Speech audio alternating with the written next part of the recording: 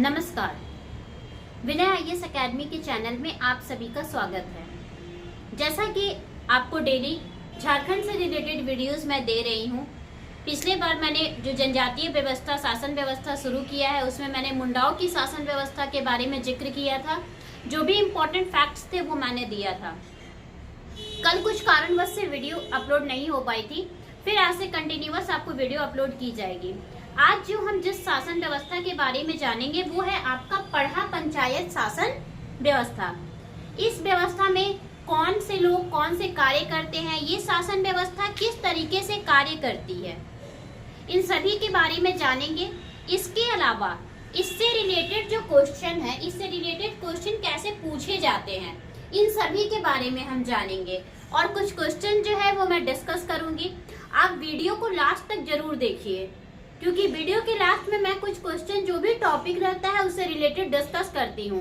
ये जो क्वेश्चन है वो आपके एग्जाम के पर्पज से काफी इम्पोर्टेंट है। स्पेशली जो स्टूडेंट्स अभी प्रिपरेशन कर रहे हैं उनको लिए ये वीडियो देखना एकदम जरूरी है। झारखंड से रिलेटेड अभी आपका हर एक टॉपिक का जो भी इम्पोर्टेंट पॉइंट ऑफ व्यू है, जो भी इम्पोर्टेंट फैक्ट्स है, मैं हर एक चीज आपको वीडियो के जरिए बता रही हूँ। इसके अलावा किसी अन्य टॉपिक से रिलेटेड आपको वीडियो चाहिए तो आप कमेंट बॉक्स में लिख सकते हैं। हमारे चैनल के जरिए जो भी आपका जेपीएससी, जेएसएससी सरकार की तरफ से जो भी डेली अपडेट्स हो रहे हैं, ये सारी चीजें जो है हमारे चैनल्स के जरिए आपको वीडियो क्लिपिंग के थ्रू दी जा रही है। Twitter, Telegram, WhatsApp, YouTube, Facebook, हर जगह वीडियो को अपलोड किया जाता है ताकि कहीं से कोई भी स्टूडेंट के पास एक इम्पोर्टेंट मैसेज जाने से ना छूटे। तो चलिए फ्रेंड्स, हम अपने आज के क्लास को स्टार्ट करते हैं। ओके, तो ये जो पढ़ा पंचायत शासन व्यवस्था है ये मुख्यतः किस जाति में कार्य करती है? ये जो पढ़ा पंचायत शासन व्यवस्था है ये मुख्यतः आपका उरांव जनजाति में कार्य करती है। उरांव जनजाति में कार्य करती है। और ये जो आपका शासन व्यवस्था है ये 2 स्तर पर कार्य करती है। अब ये जो 2 स्तर है ये शासन व्यवस्था का, ये 2 स्तर आपका कौन कौन सा है? कौन कौन से 2 स्तर है जिसमें ये पढ़ा पंचायत शासन व्यवस्था कार्य करती है? तो ये जो 2 स्तर है वो है आपका गांव पंचायत,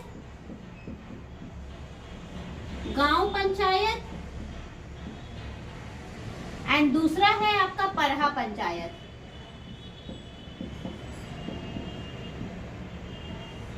ये जो आपका 2 स्तर मैंने बताया आपको, गांव पंचायत और पढ़ा पंचायत, इन दोनों स्तरों पर पढ़ा पंचायत शासन व्यवस्था जो है कार्य करती है। अब गांव पंचायत के बारे में सबसे पहले हम जानेंगे। गांव जो पंचायत होता है इसमें कुछ कार्यकर्ता होते हैं, जिस कार्यकर्ता के जरिए जो है सारा कार्यों का निष्पादन किया जाता है, सारे कार्यों की देखरेख की जाती है। अर्थात हर एक पंचायत व्यवस्था में कुछ सिस्टमेटिक रूल्स एंड रेगुलेशंस होते होंगे। उस रूल्स एंड रेगुलेशंस को फॉलो करने के लिए पर्टिकुलर पर्सन के ऊपर कुछ जिम्मेदारी दी जाती होगी।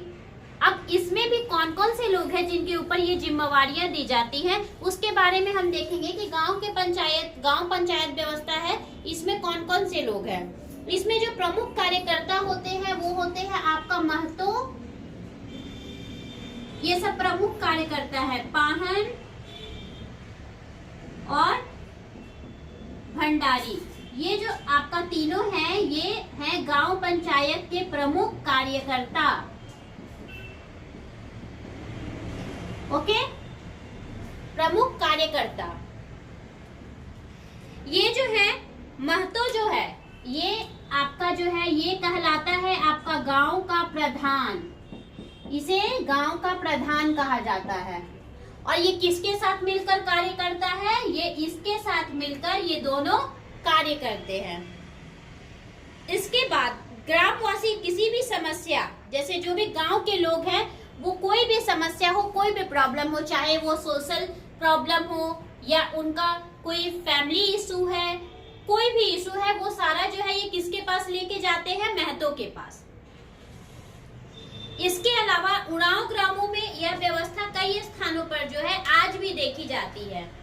गांव पंचायत के कार्यों में कौन कौन सा कार्य शामिल होता है? जैसे कि बीमारियां, कोई बीमारी हुई है, हैजा, चेचक, इन सभी के निष्पादन के लिए किस तरीके से कार्य करना चाहिए। कौन सी जड़ी बूटी का उपयोग लाने से जो गांव है इस भयावह बीमारी के प्रकोप से दूर होगा, इन सभी के बारे में बताया जाता है। इसके अलावा गांव में कोई पर्व त्योहार मनाना है, कोई फेस्टिवल है, कोई इम्पोर्टेंट फेस्टिवल मनाना है तो उसे किस तरीके से बनाना है, तो ये सारा चीज जो है वो किसके जरिए होता है, वो होता है आपका परहा पंचायत में भी इसके नियम। ये जो गांव का पर्व त्योहार है इसमें इन लोग दोनों का जो है बात का वैल्यू रहता है, दोनों मिलकर काम करते हैं। सामाजिक नियमों का जब उल्लंघन होता है, जब भी कोई सोशल रूल्स बनाए जाते हैं और उसका उल्लंघन होता है तो उसके खिलाफ लोगों को कड़ी से कड़ी सजा सुनाई जाती है। इसके अलावा जो सबसे मुख्य दंड है, जो सबसे भयावह दंड है, वो क्या दिया जाता है, लोगों का समाज से निष्पादन कर देना, अर्थात गांव से निष्पादन। गांव निष्पादन मतलब समाज से निष्पादन, गांव से इनका बहिष्कार कर देना, समाज से बहिष्कार कर देना, ये जो है इसके अंतर्गत आता है। अब है हम देखेंगे महतो के बारे में। महतो जो है वो गांव के पंचायत का प्रमुख होता है, बोलते हैं ना हेड ऑफ द डिपार्टमेंट। तो महतो जो है ये गांव पंचायत का सबसे प्रमुख होता है। ये मैंने आपको बताया कि ये प्रधान होता है। यह जो पद है ये वंशानुगत चलती है। महतो का ये जो पद है ये जेनेटिक चलता है। जो ज्येष्ठ होते हैं घर में अर्थात बड़े, उनको ये पद सौंपा जाता है, गांव के बड़ों को ये पद सौंपा जाता है। पुत्र उत्तराधिकारी की अनुपस्थिति में अगर पुत्र नहीं है, जो भी उस प्लेस पे उस गद्दी पे बैठा है उसका कोई पुत्र नहीं है, तो परिवार का कोई अन्य अगर वंशज है तो उसे वहां का वो पोस्ट जो है वो उसको सौंपा जाता है। इसे और उसको महत्वई खेत दिया जाता है। अगर जो भी उत्तराधिकारी जो जेनेटिक में नहीं है उसका कोई रिलेटिव में दिया जा रहा है तो उसे महत्वई खेत दिया जाता था। महत्वई खेत दिया जाता है, जो पद, जिसका मतलब होता है पद के साथ उत्तराधिकार में मिलना, पद के साथ उत्तराधिकार।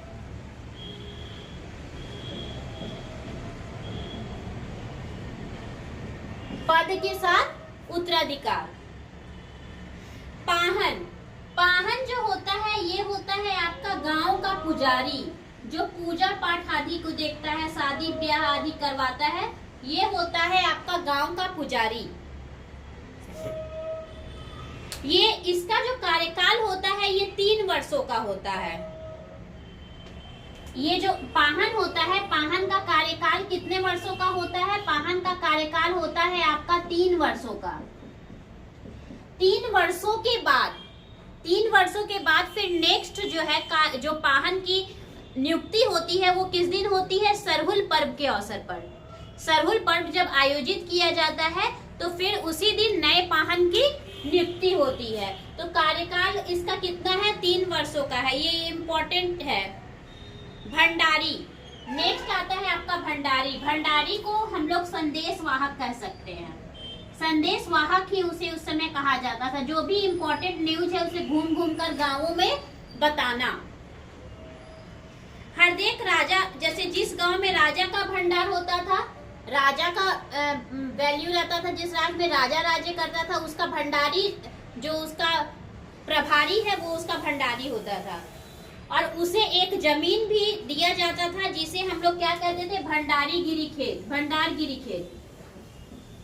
जो राजा का प्रभारी होता था उसे भंडारी कहा जाता था, और उसे जो खेत दिया जाता था उसे भंडारगिरी खेत का संज्ञा दिया गया है। भंडारगिरी खेत, सॉरी आपको नहीं दिख, यहाँ पर हम लिख दे रहे हैं भंडारगिरी खेत। भंडारगिरी खेत का संज्ञा दिया गया है।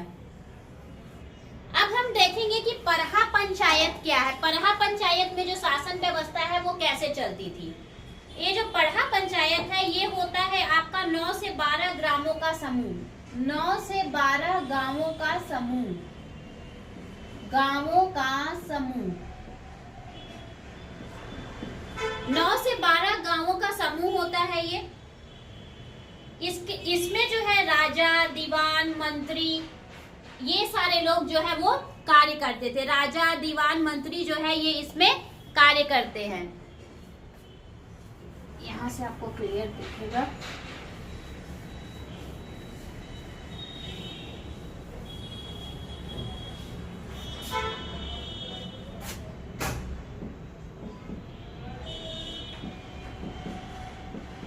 इसके जो प्रमुख कार्यकर्ता होते हैं वो कौन कौन होते हैं? राजा, दीवान, मंत्री इत्यादि। ये जो है ये इसके प्रमुख कार्यकर्ता होते हैं। इसमें जो राजा है वो परहा का प्रधान होता है। ये क्या होता है? परहा का प्रधान कहलाता है। और जो पंचायत की बैठकों की अध्यक्षता भी कौन करता है? प्रधान करता है पंचायत की बैठकों की अध्यक्षता।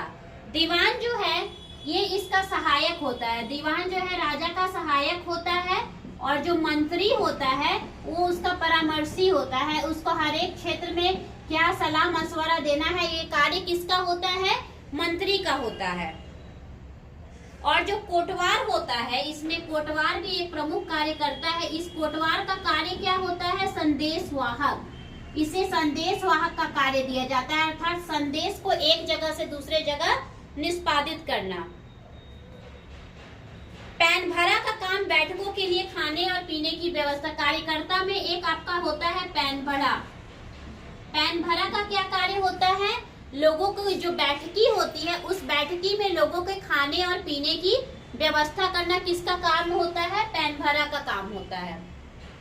जो परहा पंचायत है वो अपीलीय न्यायालय की तरह कार्य करता है, अर्थात जो भी दिक्कतें हैं, जो भी प्रॉब्लम गांव में होती है, उस प्रॉब्लम का अगर सॉल्यूशन गांव पंचायत नहीं कर पाता है, गांव पंचायत से नहीं हो पाता है, तो वो डायरेक्टली कहाँ जाता है? परहा पंचायत के पास। इसे समझिए तो उस समय परहा पंचायत जो है इसे हम उच्च न्यायालय का संज्ञा दे सकते हैं। उच्च न्यायालय का संज्ञा इसे दिया जा सकता है। तो जो भी लोग हैं, जो अब वो जो डिसीजन है वो मानना अब हर एक लोगों का फर्ज बनता है और लोग उसे मानते भी हैं। जब परहा पंचायत कोई डिसीजन ले लेती है तो उसे गांव पंचायत भी नहीं बदल सकता है। तो ये है परहा पंचायत का प्रमुख कार्य। अब है इसके अलावा ये जो परहा पंचायत है ये मेले, त्योहार, इन सभी का आयोजन करके एकजुटता का संदेश लोगों को देता है। क्योंकि ये क्या है? हेड है। परहा पंचायत जो है वो हेड कहलाता है। प्रत्येक परहा में परहा जत्रा का भी आयोजन होता है। वर्ष में एक बार परहा जत्रा के बाद परहा शिकार किया जाता है। परहा शिकार भी वर्ष में एक बार किया जाता है। 1 ईयर में 1 टाइम। क्यों? ये सब है एक तरह का त्योहार, एक तरह का संस्कृति है। परहा में महिलाओं के लिए जनी शिकार होता है। जो जनी शिकार होता है महिलाओं के लिए, कौन सा शिकार होता है? ये क्वेश्चन भी आता है आपका। महिलाओं के लिए आपका हो गया जनी शिकार।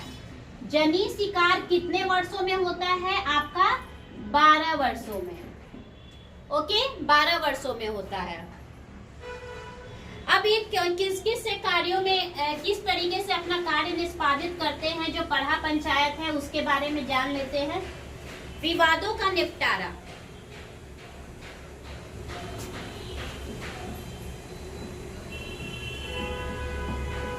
विवादों का निपटारा।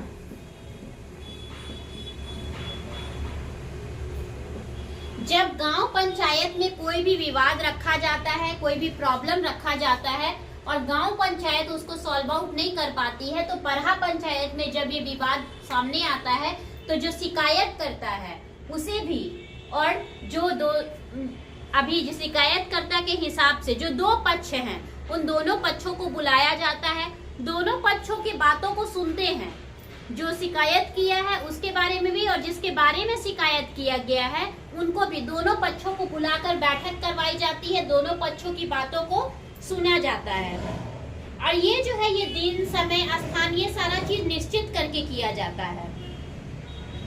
जो शिकायतकर्ता और आरोपित होते हैं उनकी सारी बातें जो हैं वो सबको सुनने के लिए गांव के बड़े बुजुर्ग को बुलाया जाता है, बैठकी में शामिल किया जाता है, अर्थात पंचों को शामिल किया जाता है।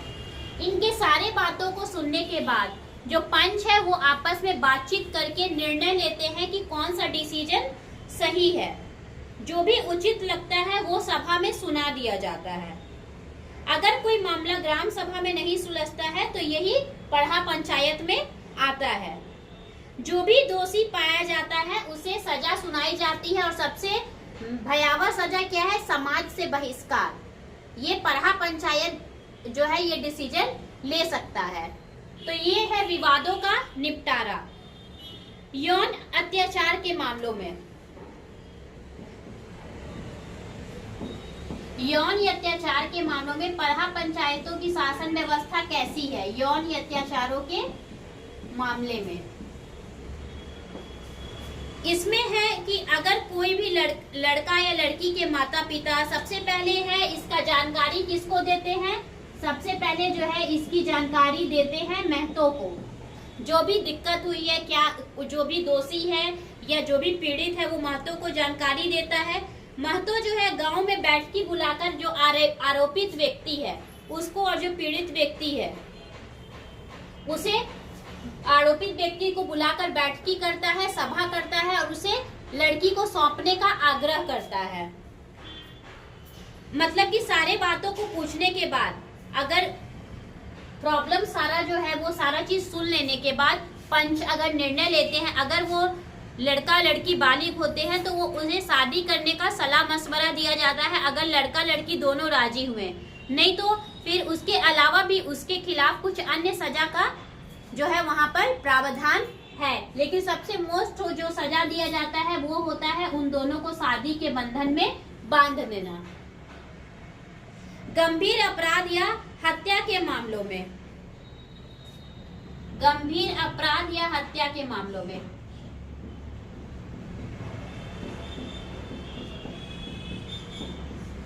गंभीर अपराध या हत्या के मामलों में किस तरह की शासन व्यवस्था है? ये जो है ऐसे मामले जो है ये ज्यादातर गांवों में निष्पादित नहीं किए जाते हैं। गांव से थानों को थानों में ये सारा चीज का सूचित चला जाता है। इसमें सबसे ज्यादा जो योगदान होता है ये होता है आपका पढ़ा पंचायत का। ये जो है इसमें ज्यादा जो भी इम्पोर्टेंट डिसीजन है वो कौन ले सकता है? पढ़ा पंचायत ले सकती है। जमीन जायदाद का विवाद, जमीन जायदाद का विवाद जो है ये गांव पंचायत में ही देखा जाता है। गांव पंचायत इसको सॉल्व आउट करती है और जब सॉल्व आउट नहीं कर पाती है, जब दोनों भाई या फिर आस रिलेटिव्स में कोई जमीन को लेकर कोई विवाद हुआ है तो ये किसके पास जाती है? ये विवाद पहुंचता है आपका पढ़ा राजा के पास। और पढ़ा राजा जो भी डिसीजन लेता है वो सभी को मानना अनिवार्य है। जो हमारा पांचवा पॉइंट है वो है धार्मिक पर्व या त्योहारों में। धार्मिक पर्व या त्योहारों में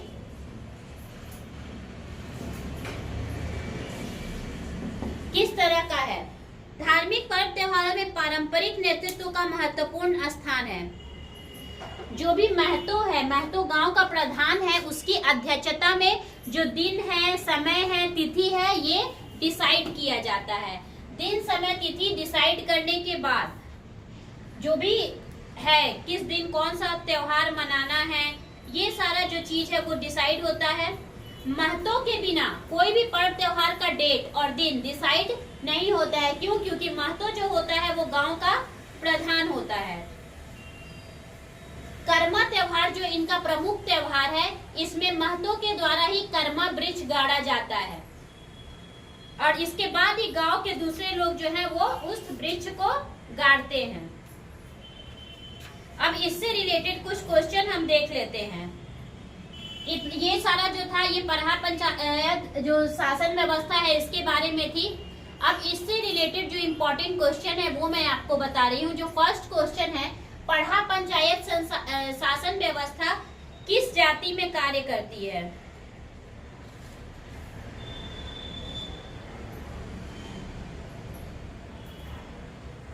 पढ़ा पंचायत में ग्राम पंचायतों को पद के साथ महत्वपूर्ण क्या दिया जाता था?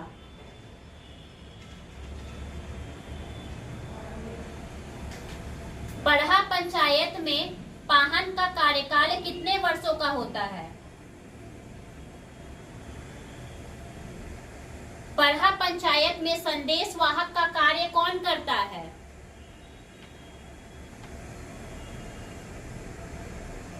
परहा में महिलाओं के लिए कौन से शिकार का आयोजन किया जाता है? कर्मा त्योहार में कर्मा वृक्ष सबसे पहले किसके द्वारा गाड़ा जाता है?